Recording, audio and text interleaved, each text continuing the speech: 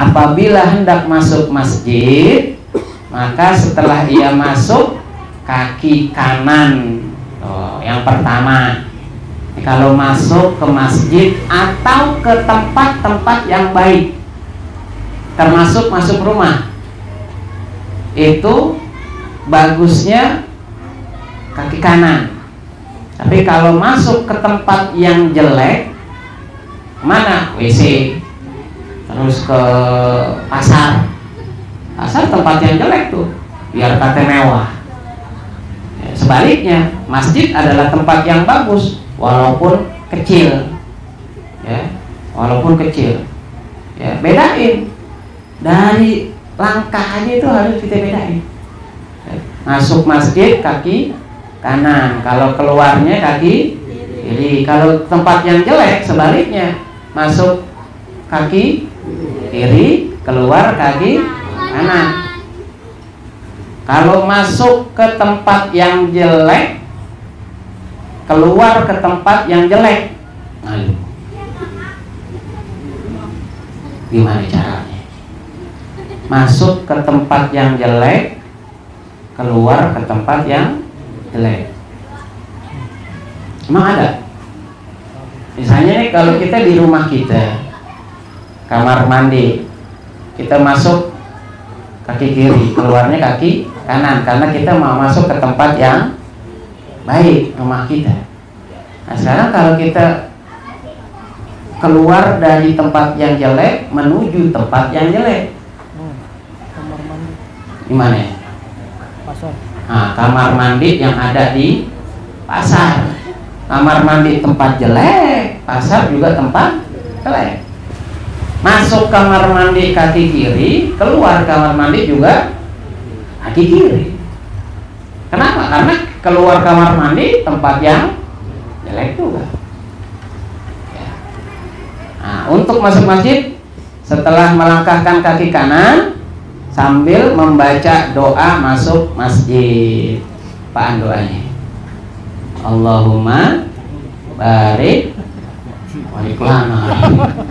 Ya, salawat dulu. Allahumma sholli ala sayyidina Muhammad wa ala ali sayyidina Muhammad. Allahumma ighfir li dzambi wa ftahli abwaaba rahmatik. Ya, padahal udah diajarin dari kecil.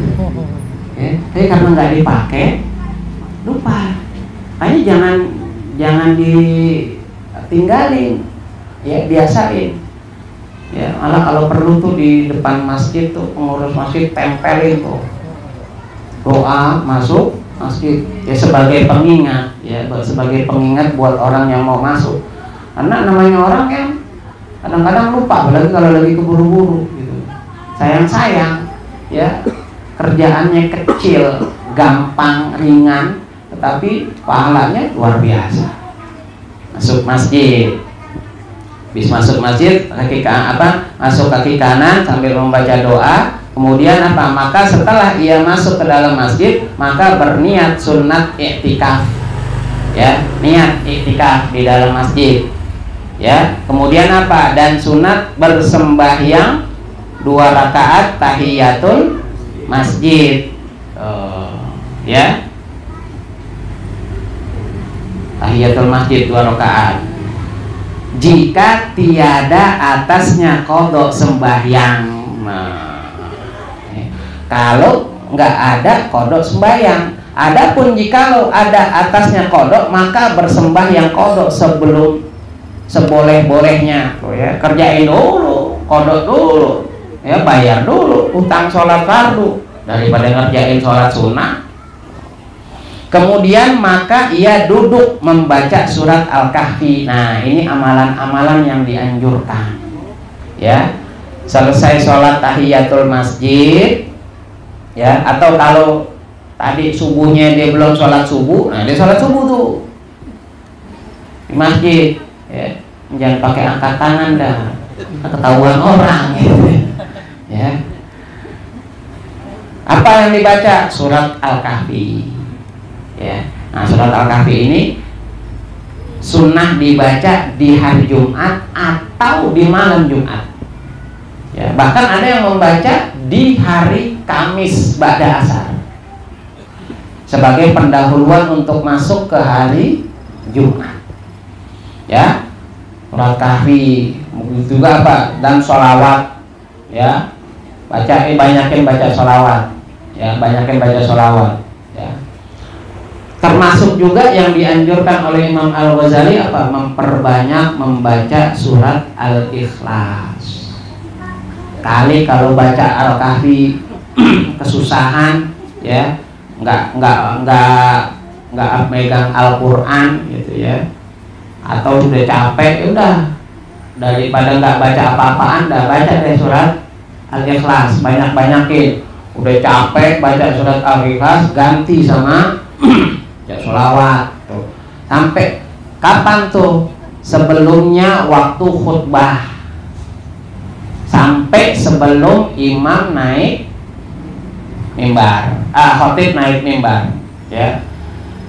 Dan membaca ia dengan suara perlahan-lahan, pelan-pelan baca surat Al-Kahfinya, pelan-pelan baca surat Al-Ikhlasnya, pelan-pelan baca sholawatnya, jangan kencang-kencang, ya. Kenapa? Ganggu orang, ya. Maka apabila khotib membaca khutbah, maka jangan lagi membaca suatu apa-apa, ya. Lagi baca Quran, khotib udah naik, belum selesai tanggung, kagak ada tanggung ngomong, udah tutup, dengerin,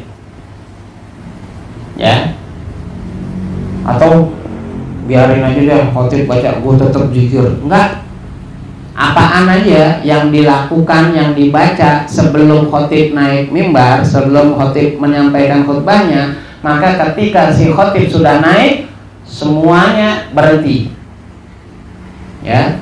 Zikirnya, baca Qur'annya, apaan aja pokoknya berhenti, ya. Nggak jadi bagus tuh, jangan pikir bagus tuh, ya. Khotib menyampaikan khutbahnya tetap baca Qur'an, nggak jadi bagus tuh baca Qur'annya. Atau khotib naik mimbar tetap zikir, nggak jadi bagus, ya. Tetap dengerin. Nah, dan jangan cerita, melainkan wajib masing-masing memasang kupingnya, ya, mendengarkan khutbah tuh, wajib tuh, ya. Hatta kalau ada orang yang berisik aja kita nggak boleh tegur, ya. Idza qulta li sahibika yaumal jumu'ati anshid wal imamu yakhutubu faqad laghawta. Kalau khotib udah naik mimbar, terus misalnya di sebelah kita ngobrol, kita bilang, shh, itu ada pengaruh jeleknya buat kita. Kadang-kadang kan anak-anak tuh berisik, di atas tuh, ya. Tuh, bagaimana caranya jangan sampai terjadi itu dilakukan sebelum khotib naik mimbar. Ya, yang punya anak jagain anaknya, ya. Anak-anak, namanya anak-anak begitu, ya, berisik, ya. Termasuk apa? Melakukan hal-hal yang lain, ya. Kalau dulu masjid kan nggak ada pakai karpetnya, masih di padang pasir, main-main batu, ya, pakai apa namanya, tongkat kayu, ditulis-tulis di pasir, ya. Reza Top misalnya gitu, nulis boleh gitu. Ya, kalau sekarang apaan? Main HP, ya. Orang budakan sama HP, sampai khotib lagi khutbah HP dipegang, kayak nggak ada waktu lain. Padahal udah diingetin tuh sama pembawa acara, buat yang membawa alat komunikasi harap dinonaktifkan. Yang dinonaktifkan suaranya doang, tapi dia tetap masuk. Jangan, ya, jangan tuh. Jadi sia-sia.